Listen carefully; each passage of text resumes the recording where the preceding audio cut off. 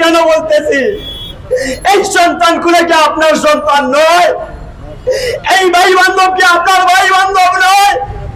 এই ভাই বাতিজা কি আপনার ভাই বাতিজা নয়?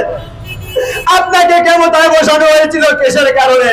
আমরা ঘন ঘন লোডশেডিং আর কারেন্ট নেই আর মার্ডার, এই যে দর্শন, এই ত্রিপুর হত্যা, এগুলা দেখার জন্য। আল্লাহ, এই এই যে গজব জুলুম শুরু হয়েছে, করে আমরা এই জুলুমের হাত থেকে মুক্ত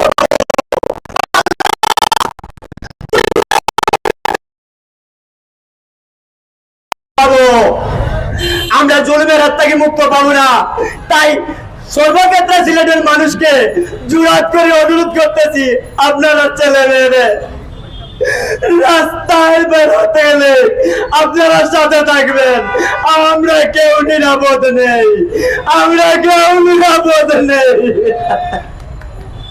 আমি বিদায় দিলাম, আসসালামু আলাইকুম।